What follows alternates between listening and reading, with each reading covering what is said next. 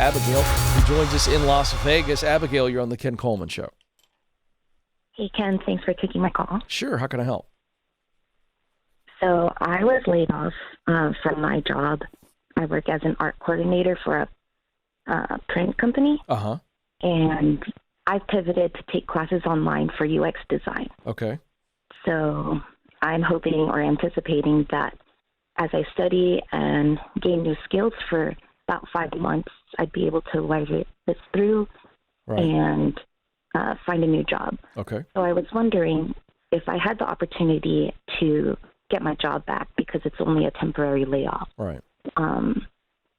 Should I take that, or should I just stay on the unemployment and focus for the 5 months completely on the online courses? Well, what's the financial difference if you go back to work versus drawing unemployment? Because you can't draw unemployment forever, and you've got to show that you're applying for jobs. So there are conditions to unemployment. I'm not sure, to be frank, if that condition or that requirement goes away if you've been laid off for the coronavirus, if you have to show that you're applying and trying to get out there. So I'm not a fan of just taking unemployment and, kicking the can down the road and telling, the state, well, I'm looking for a job, but you're really not. You're just kind of filling out the requirement. I'm not a fan of that. But I don't want to put you on the spot here. My question is, what's the difference between the unemployment benefits and the salary or the hourly rate you would make if you go back to work? Well, first, I don't have any debt, and I live with my mom, so the unemployment would be enough to cover my expenses right now. Right. So I'm not too worried about what would be the negative in going back to work and actually making money? Making more money, so you just answer the question without answering it. You would make more money in your job and then going to school on the side anyway. I mean, is there a timeline you think if you stay home and draw unemployment that you're going to get through the UX design education faster? Yeah, I think that if I focused 100% on it, then I would be able to get through the courses faster because the job that I do have is pretty stressful. And so right now I don't have that stress having to be there. And I think that I would be able to put on my focus and get through the program faster. Yeah, I get it. Yeah, I just wanted to know where your head is at. Gosh, Abigail, this is not a political talk radio show where I'm trying to treat callers like props. I love this. I love the American people around the globe that call in the show. I deeply care about you. So this isn't fun for me, what I'm about to say. But I must be honest. I am not in favor, and I would not recommend you drawing unemployment when you have a job that's available to you. I'm just not a fan of that. I get your reasoning. It makes sense in your head. Logically, it makes sense. But I don't think it's ethically right. I just don't. I don't think it's right to take unemployment benefits when you have a job waiting on you, and that money could be used for somebody else who may be genuinely struggling to get back in. And that's what we're dealing with. I mean, I'll just be very honest with you and the rest of the audience here. With the numbers that have come out today and the numbers that are continue to come out, if our leaders, continue to, what I believe, cower in fear to a certain amount of the population, you're going to have unemployment benefits that are going to, it's already, phone lines are jammed. I'm reading stories. And we just can't keep printing money. So all that being said, I want you to know why I'm coming at my answer the way I am. I think you should go back to work, and I understand it's stressful.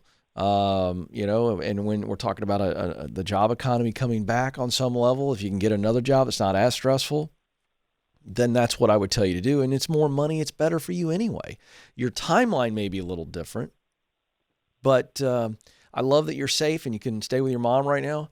But no, I'm not in favor of you doing that. Somebody else needs those unemployment benefits. This is real stuff. Before I go to the next call,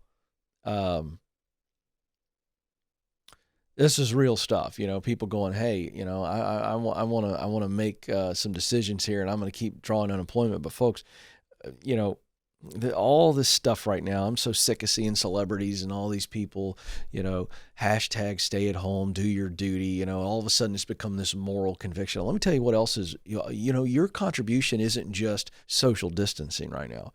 Your contribution is, if you can work, you ought to work. Don't take an unemployment benefit that that you don't need just because it advances the ball for you. Nobody's talking about that. That's not going to be popular. But the unemployment rolls are surging, and we just can't keep bailing. Our government can't just keep bailing us out.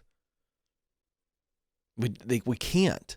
And listen, I'm an optimist, okay? But being an optimist doesn't mean that you aren't dealing with some of the facts. I'm optimistic that we will, in fact, come through this, and we will. But the way we come through it, that's up for debate right now. I'm not going to debate with you, but that's public policy right now.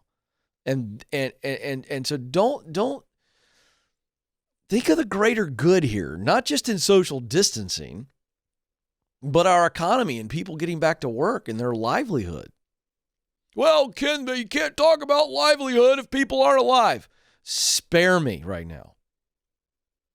This is real stuff. I get it. It's no joke, this disease. I get it. But do your own homework.